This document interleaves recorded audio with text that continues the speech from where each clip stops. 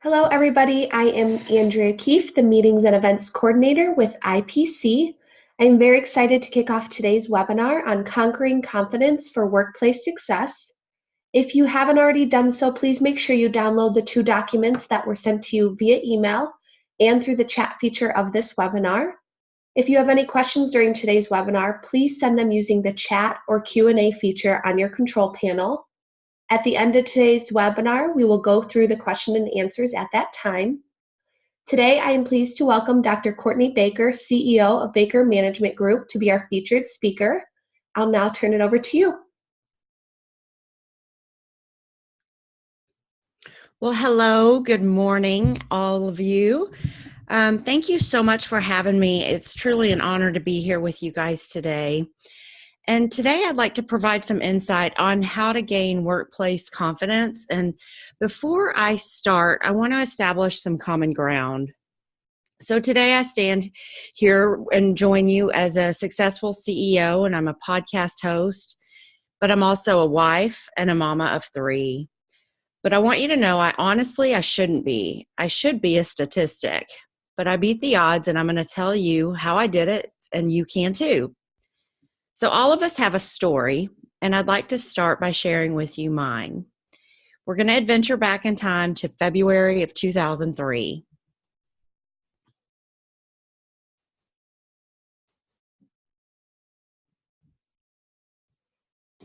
Can you see my screen?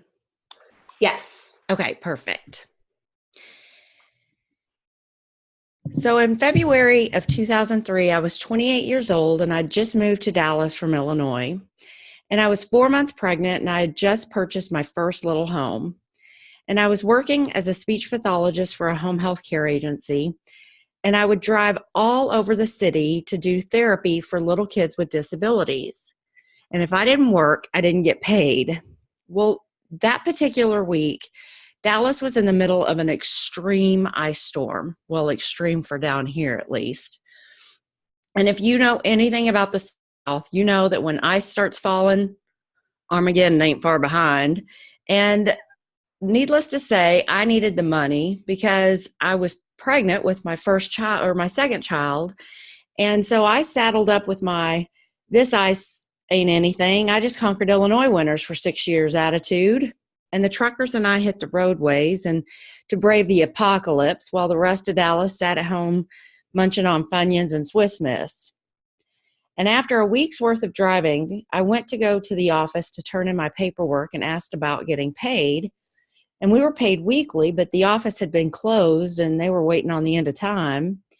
And the HR director, who actually doubled as the owner's 30-year-old know-it-all son, said not so politely that I wouldn't be paid in 2 weeks because my documentation had been late, when in all actuality, he and I both knew that the office had been closed and he just hadn't run payroll.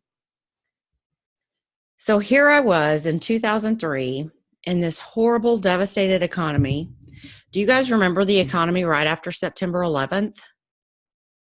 It was insane. It was horrible. Half the whole nation was laid off.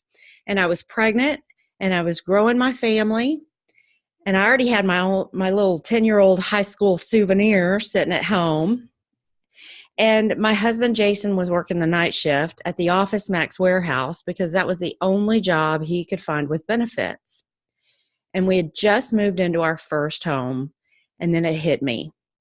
That check that I'd written for our first mortgage was about to bounce because they weren't paying me and I didn't have the money in the bank.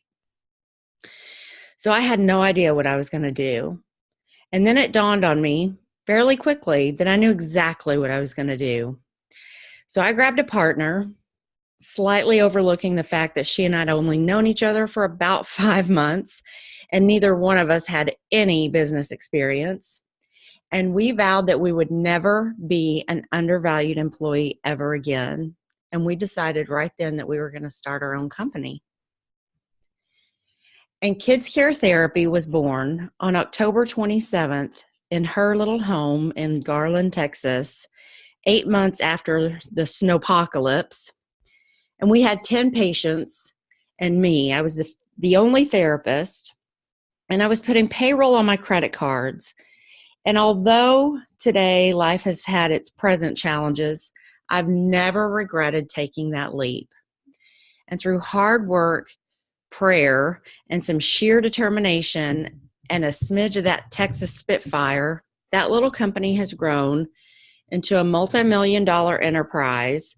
And we are a leader in pediatric healthcare all over Texas, Colorado, and just now recently branched into Idaho.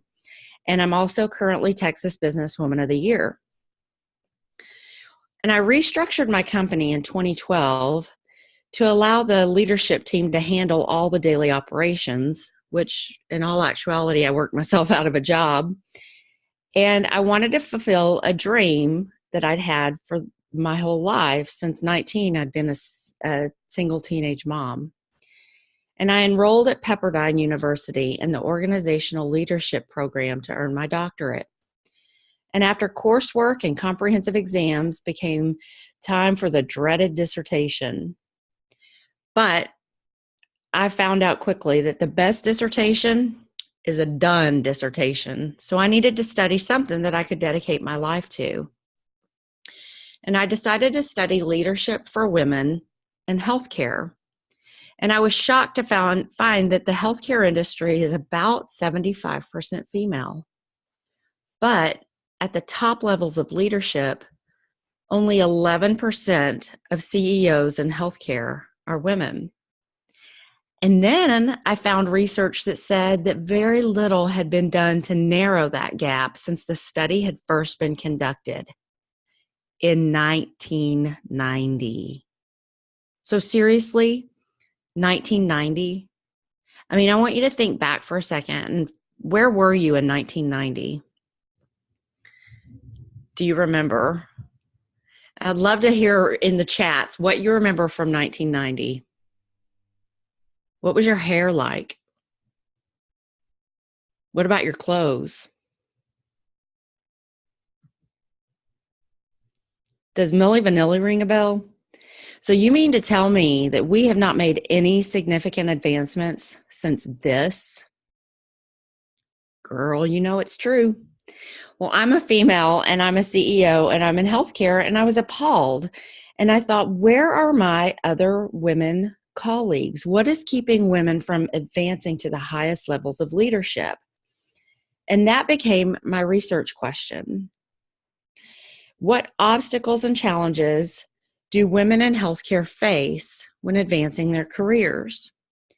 So I interviewed women CEOs, CFOs, chief medical officers, and chief nursing officers all over the U.S. And I asked them what barriers they faced when advancing their careers. And I spent hundreds and hundreds of hours reading and researching, and hours of interviews and stories and data. And I found that 4 main obstacles existed. And today I'm going to explain each one to you, but some may surprise you as they did me. Now, I knew that nothing had been done in healthcare. However, I got very suspicious that there were similar stories in all industries, because in all industries, women are 50% of the workforce. But what about top levels of leadership? How many women are in all industries at the top levels? And I looked and found that the S&P 500, with the highest value and prestige, women hold only 24 positions. So not even 5%. So healthcare was actually ahead of the curve. But the last straw was when I found a New York Times headline from March 2015 that read, "Fewer women run big companies than men named John." So at that point, I started interviewing every working female who worked outside of the home at all levels and in all industries that I could find. And if women worked outside the home, I wanted to know what challenges they had experienced. And incredibly, they were the same exact 4 challenges that women in healthcare experienced. They weren't industry specific, they were gender specific. So before we move on and discuss why it's important to all of us, and it affects every one of us, and it affects men, it affects us, it affects our children, and it affects our future. But I want you to know I faced all 4 of these challenges, but I also heard story after story of perseverance and overcoming, which is why I don't believe in the glass ceiling. I think it's a myth that we've listened to and believed for years that has contributed to stereotypes and holding us back in our lack of progress. Now, I'm not saying that the glass ceiling didn't used to be real, because those before me definitely faced blatant discrimination. And thankfully, women like Susan B. Anthony and Ida B. Wells and Elizabeth Cady Stanton and Dorothy Height fought hard for our laws of equality and the tides to turn. And I'm not saying that some of you aren't facing blatant discrimination right now, because it's a very real possibility. But today I challenge us instead to see our fight for equality in the workplace, not a ceiling, but as a maze. It's not some single one-dimensional object that's holding us back on this ladder. It's a combination of these 4 obstacles that we are challenged with. Because if you think about it, if you look at a ceiling by design, it's impenetrable. Why would you want to get beyond it? And the fact that it's glass denotes that it's invisible. Well, it's not invisible forces that we can't see. It's actually the challenges, the 4 challenges, and they're not invisible. We see them, we experience them, we live them. So instead, if you see your journey as a maze or a labyrinth, and you will know and you'll accept that there's going to be times where you're going to face challenges, and there's going to be twists, and there's going to be turns, and there's going to be times you need to do over. But if you endure and you persevere and you keep going, we can all conquer, and we can achieve our goals and achieve success however we define it. So in our time together, I'm going to talk about the 4 challenges that we all experience some levels of in navigating our maze of our career advancement. So we're going to look at those 4 strategies to move us through those challenges. So I'm just wondering, who here has any idea of what you think the first challenge is? I mean, I thought it was pretty obvious. I'd love to see your thoughts in the chat.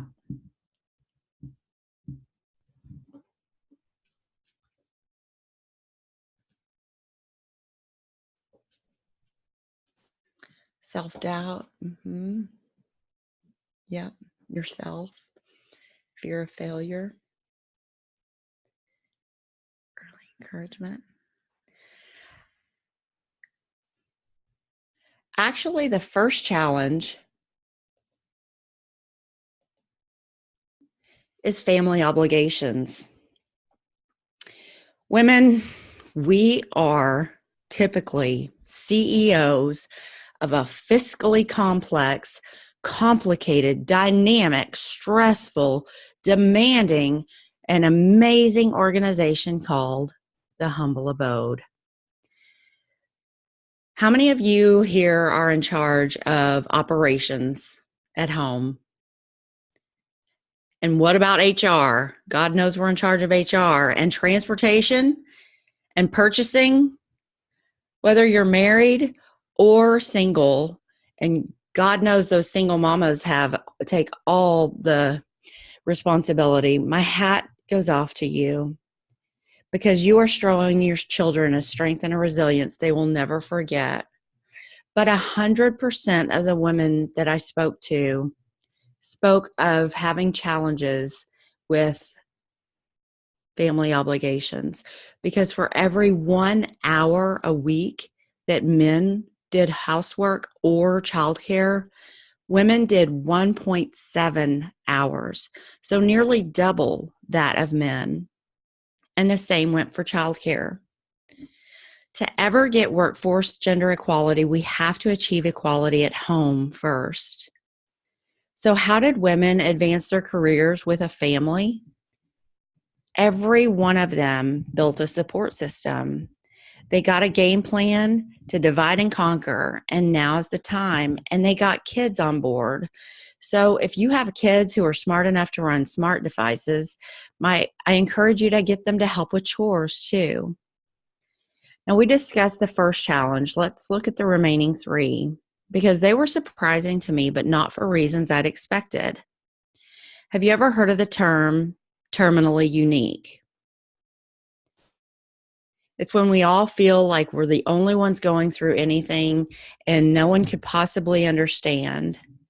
And that was what surprised me, is that I wasn't alone. The second challenge was limited advancement opportunities. The majority of the women that I spoke to felt that they were challenged in their current situations, no matter where they were on their career ladder. But the good news is they weren't alone. They just didn't know it because they hadn't talked to others about it. Now, there are two main categories of limited advancement. First is limited advancement opportunities. And maybe they'd reached as high up in their organization and they didn't have any other positions available. Or they could leave the company, but they didn't want to start over in a different firm and a role. So they were really unsure what to do. And then there were others who talked about not having the advancement opportunities because they needed to go back to school. And then the second facet was limited by age. So people talked about how others work until they're older and there aren't as many positions that are open to move into. And they were torn between staying and leaving. So I'm not going to spend a whole lot of time on this challenge, not because it's not important, but really because it depends on the reason for your struggle. So let's look at challenge number 3. Challenge number 3 was what I went into my research with, the distinct bias, that this turned out to be challenge 3, but not for reasons I'd anticipated. The third challenge was gender-based discrimination. And there's 3 facets of gender-based discrimination.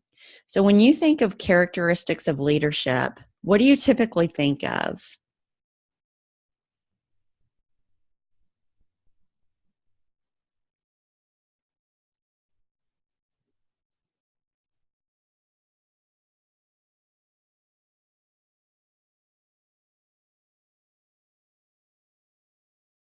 I'd love to see your thoughts. Self-confidence, supportive, knowledgeable,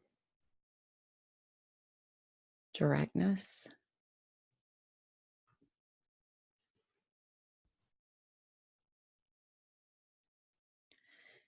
Yeah, so generally those concepts or characteristics that we think of are things like direct, they're assertive, they're confident, and those typically are characteristics that men face or display. And generally, when women display those, we face an uphill battle. So we're damned if we do and damned if we don't. And it's actually called the double bind. And the resulting bias is underestimated. So let's look at the second facet. The second facet is called the Good Old Boys Club. It's gender-based discrimination from men. And I really thought that was going to be the main culprit. You know, those older, heavy-set, suspender-wearing, they laugh at their own jokes and they rub their bellies. And also, not all men are like this. However, there are a few men, and I'll call them bubbas, that I think that they'd rather not share their toys, and they go above and beyond to convolute our paths. And to them I say, shame on you. But just for grins, let's say bubbas see the light and they become our saviors. In a perfect world, let's see that they realize that we're worthy and our contributions are valuable. Is that going to alleviate our problems? Will we be able to climb the corporate ladder without resistance? Ha! Unfortunately, ladies, we have some enemies in the troops. More often than men, women were referred to as betraying, hurting, condemning, backstabbing, and excluding other women. 80% of the women that I talked to reported how other women had kept them down. And it wasn't industry specific either. The problem is rampant and has to be addressed if we're ever going to gain equality in leadership and equal pay. One of the women that I talked to, I asked her to tell me about her female mentors. And she laughed at me and she said, "Mentors? I haven't had mentors. I had tormentors." Have you ever experienced female bullies? In 2014, a survey was done by the Workplace Bullying Institute. See, yeah, absolutely. Workplace Bullying Institute. And how sad that there is a place that really exists named the Workplace Bullying Institute. And they found that female to female harassment is on the rise. But what do you think is the root cause?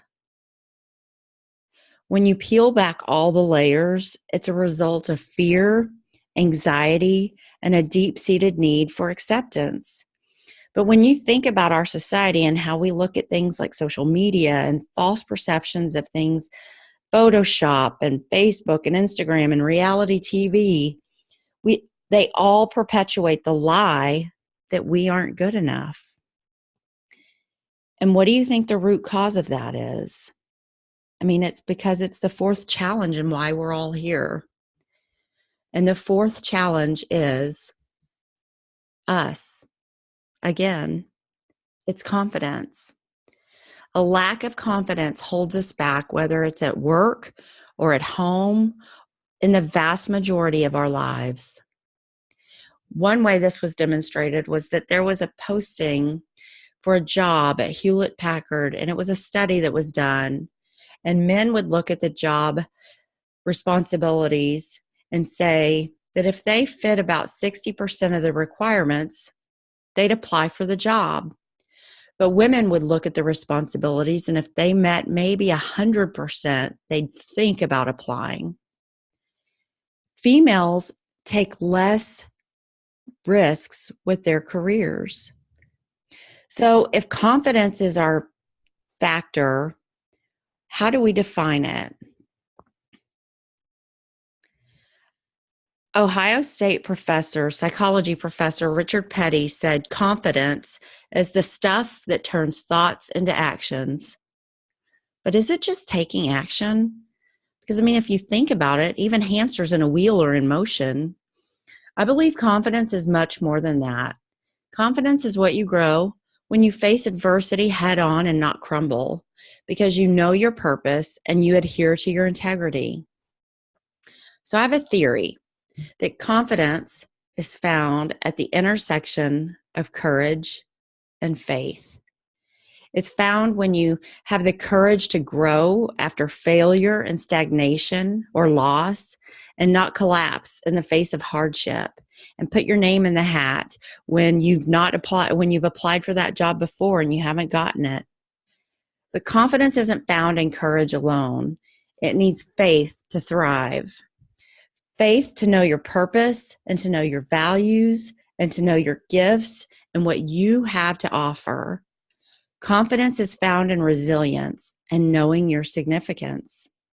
So through that lens, let's tackle confidence. What's at the root of a lack of confidence? Fear. Fear is at the root of a lack of confidence. Fear of not being liked, fear of saying the wrong thing, fear of failure, fear of success, fear of not being able to handle it all. Fear has been our excuse to play small. One hospital CFO that I spoke to was sitting in a meeting, And it was a board meeting, and she was sitting next to her mentor, who happened to be male. And in the meeting, she would pass notes to him of things that she'd thought of, and she'd pass them to him, and he would say them. And then finally, after the meeting, he took her out in the hall and he said, "Christine, you have to speak up. You have these ideas and they're brilliant. You have to speak up and let others know that you're confident enough. You've earned your voice. You've earned the right to sit at that table. And by virtue of sitting at that table, you have earned the right to speak up."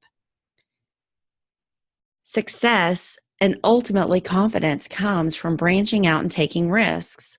But females are less willing to take risks with their careers. And as a result, we miss out on opportunities to advance. So confidence is clearly linked to action and stretching ourselves. So let's get to work. I want you to consider the following questions. What opportunities do you presently have? And if things aren't presented to you, what opportunities are you interested in?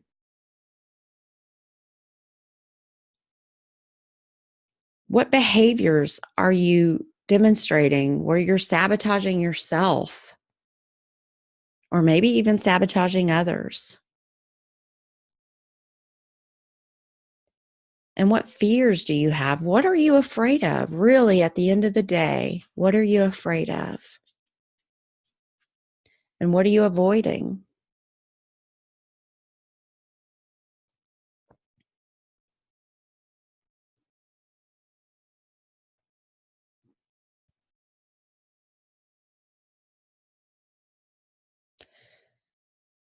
Because, ladies, we spend more time planning a vacation than we do setting our life goals. When we go on vacation, we know exactly who, what, when, and where we're going, who we're going with, what we're going to do, when we're leaving, when we're coming back, and where we're going.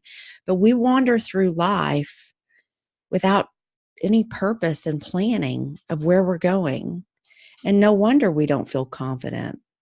So I want to take some time today to think about it. Have you ever heard of SMART goals?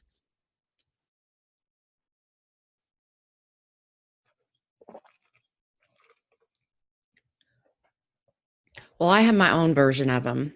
Today, we're going to make some DAM goals. DAM is an acronym, and it stands for Detailed, Achievable, Measurable Metrics. So what I'd like you to do, and I would like to hear yours from you, is create your DAM goals. On your list, on your paper, you have exactly what each means. So your D is your who and your what. Your A is your when your goal is going to be achieved. M is measurable. It's your how or your how many of your goal. And ask yourself, what resources or abilities do you need to achieve this? Do you need financial resources or time? And if your goal is too big, make that your long-term goal and have benchmark goals for your short-term goals. And M is for metrics. That's your where and your why. And your metric is your quantifiable measure used that you can track and assess your specific process. So I want to give us some time, maybe 3 to 5 minutes, and I want you to write some of your goals. And then I want to hear from you to hear what your goals are, and we're going to make sure they're DAM goals. So I'll give you a few minutes.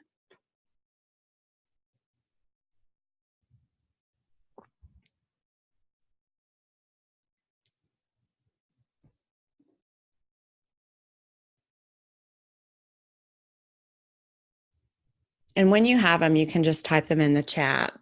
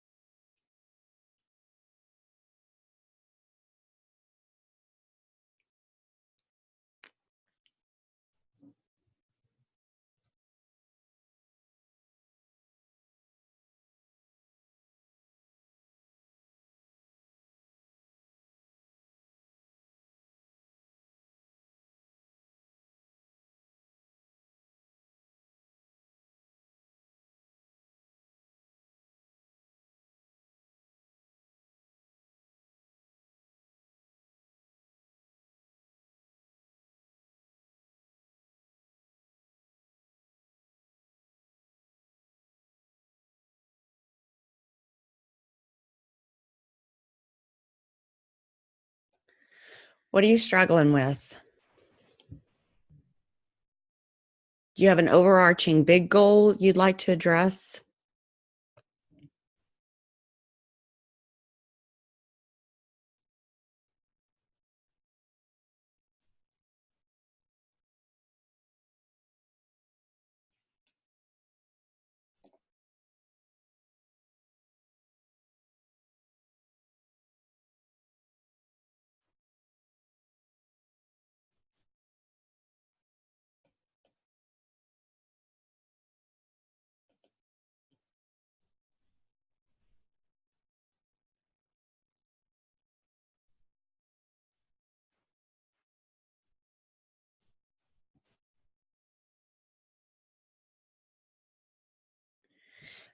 So here's one: achieve leadership role in my company by being promoted to head or new or expanded operation in the next 12 months. So how are you going to achieve that? Are you going to take on new responsibilities?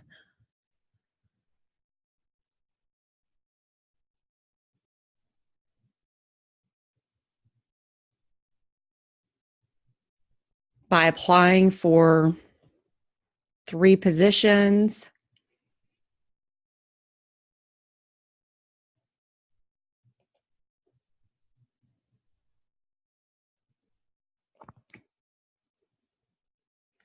Okay, so the opportunity doesn't exist. So achieve leadership role in my company by creating a new opportunity and being promoted in the next 12 months. That's good. That's perfect. Are there other things that you need to do to make sure that happen? Get on the board of directors of an organization, contribute to so get on the board. Do you have the organization? Is it a nonprofit?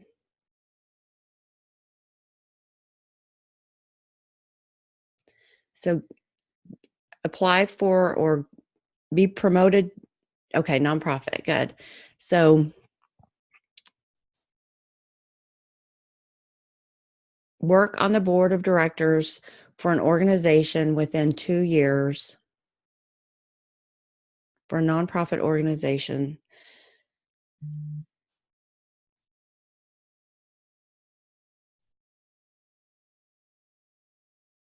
Perfect. Obtain a raise at my current employer within the next months. What kind of raise? Do you want a 6% raise, a 4% raise?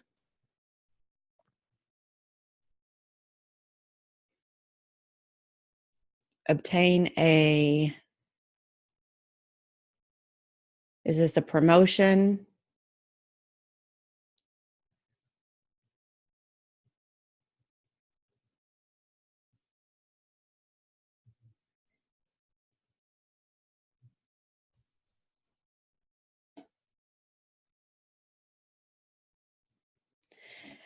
And I'm wondering why you're waiting 3 years to obtain a job you love, which comes naturally to you.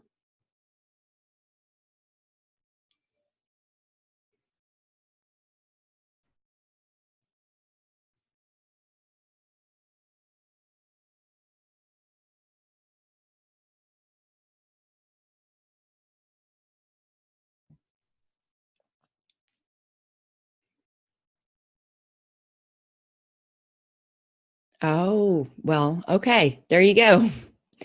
So do you have a path to get to that, the rocket launcher inspector?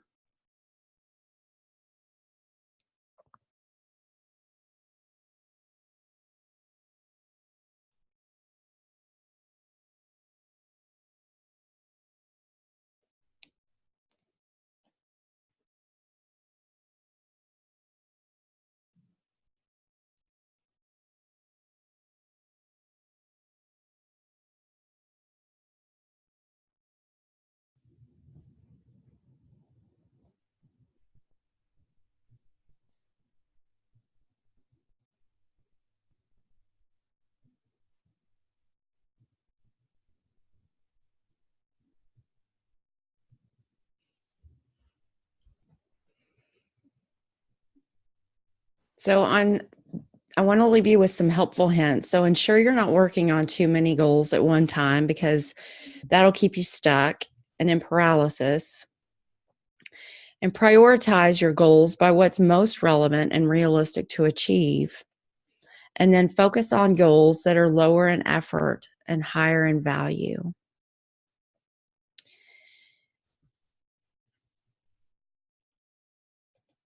Because, ladies, really, at the end of the day, we want to live with the purpose that God has for us, that we're called to live into. But it's so sad that at the tragedy is that so many of us live life and at the end have regrets.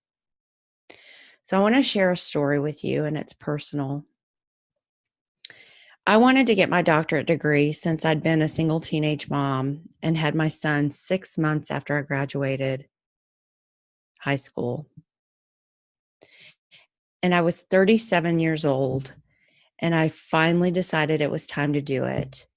And I went into the organizational leadership program at Pepperdine University. And in orientation, we were asked to write our 80th birthday toast. And we had to reflect on where we had been, who we are now, and what we wanted to be remembered for. So I want you to consider this.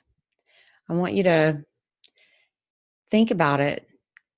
You are at your 80th birthday party,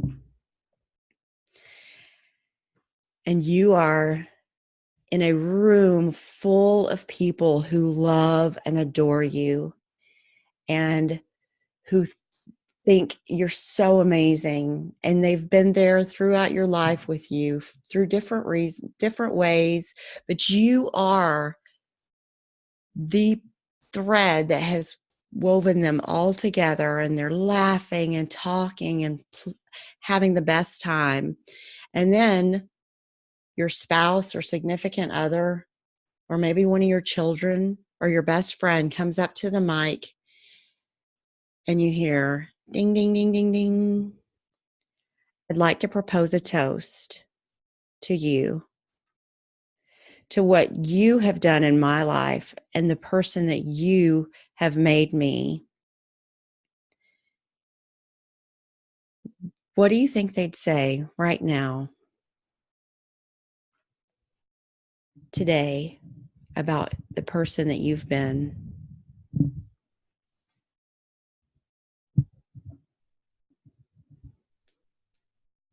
And what would you want them to say?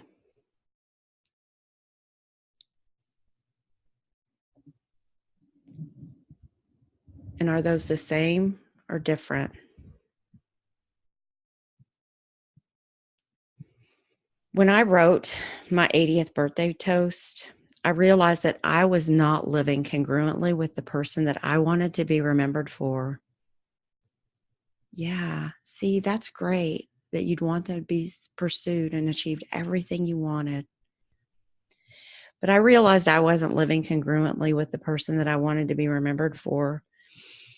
And I wasn't making the difference that I wanted to make in life.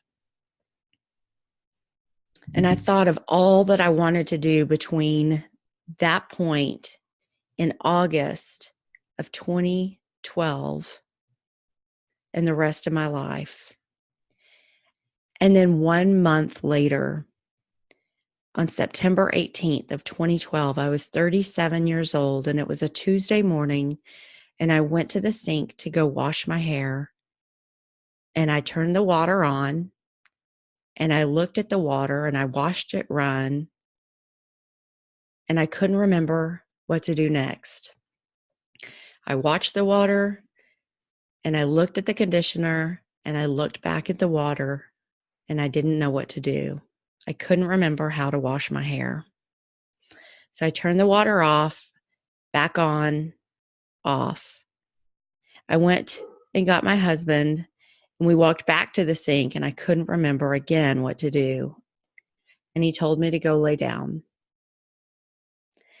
The next thing I knew, there were voices, and it was the next day, and I woke up Wednesday at the hospital, and the time frame was fuzzy, but I heard things overhead, like an out-of-body experience, saying things like stroke and brain surgery and no options. 2 days later, I endured a 7-hour brain surgery because I'd had a stroke in 2 places. And I came home the day before my 38th birthday, 10 days after my stroke. And I was forced to withdraw and heal that semester, but I re-enrolled 4 months later and in January, and I finished my doctorate in 3 years. That could have been the end, and I wouldn't have gotten to fulfill the lifelong dream that I had. But you never know how much time is left. What do you want your legacy to be? We've covered a lot of ground, and when we started talking about gender equality and closing the gender gap. But I ask you, which challenges had the biggest impact on your career? Oh. Has it been limited advancement? Has it been family obligations, gender-based discrimination, or confidence? Because ladies, confidence is the common denominator. I mean, we are all going to have challenges. There's no way around it. That's the only guarantee we have in life. But each of us has the ability to rise above and shape the life to reflect on how we want it to be. Now, I'm going to leave you with another lasting, scary statistic. In 2015, McKinsey and Company, along with Lean In, found that at the rate of progress that we've gone in the past 3 years, it's going to take 25 years to achieve gender equality at the senior VP level. But what about the C-suite? In the C-suite, it's going to take more than 100 years. That means not even our daughters, not even our granddaughters will experience gender equality in their lifetimes. But the change starts with us. It's our generation, and it starts now. Because ladies, gender equality isn't going to happen overnight, but it's not going to happen on its own either. It's going to take dedicated, committed steps. And every step is important for our daughters, for our granddaughters, and for our legacy. And there's nothing we can't accomplish when we stand confidently together, all living in our purpose. There's nothing we can't accomplish. Thank you. And I'd love to hear your thoughts.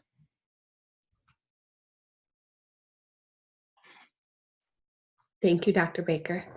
Thank you. So at this time, if you do have any questions or thoughts, please submit them using the chat feature or the Q&A, and we can go through those. Yes. Thank you, Josephina, or Josefina. Thank you, Julie.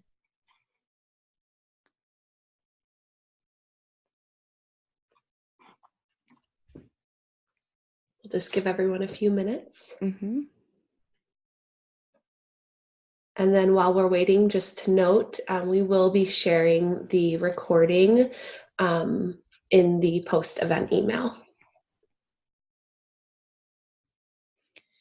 Thank you, Julie.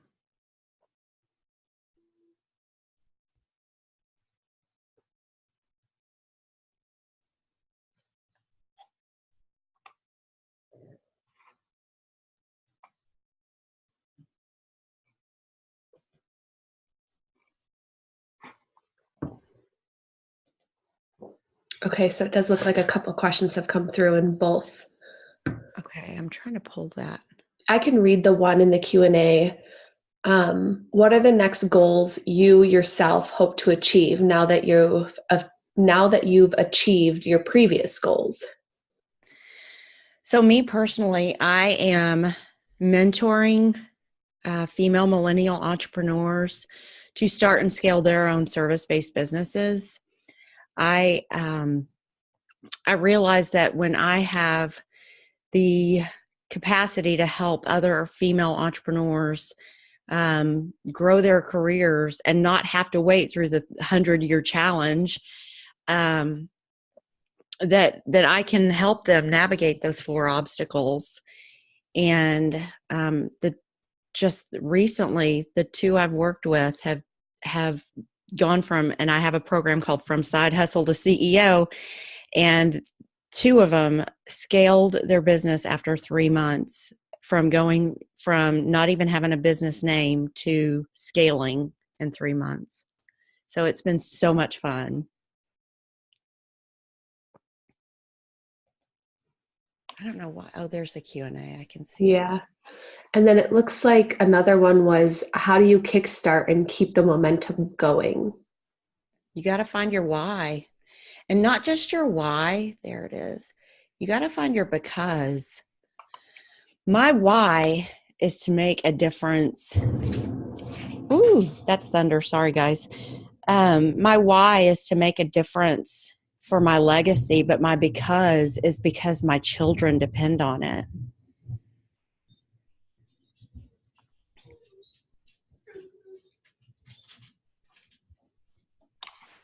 That's great. I do have a question with the people that you're mentoring. Are those people in the same industry as you, or are they completely different industries? They're not in my same industry. They're in service-based industries. Okay. So any advice on how to not become discouraged, especially when you're being bullied by another woman in the workplace? I would have a heart-to-heart conversation and say, look, we can get along a lot better when we work together. And I want us, there's enough room in this place for both of us. What's it going to take to work together? And, a lot of the fact that that she is bullying is because there's insecurities. It's deep-seated insecurities for her, and it has nothing to do with you. Unfortunately, you're the one who's the brunt.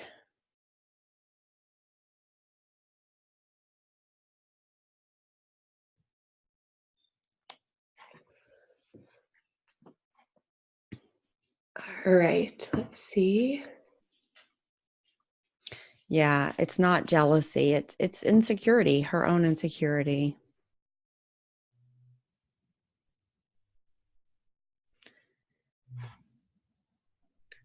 All right. I think that's it. And guys, if you have any questions or want to reach out, you can reach me at Cortney@CourtneyBaker.com. I'll also put that in the email we'll send out just so people have that. Okay, perfect. Well, thank you so much for y'all's time today. Thank you. Have a good day.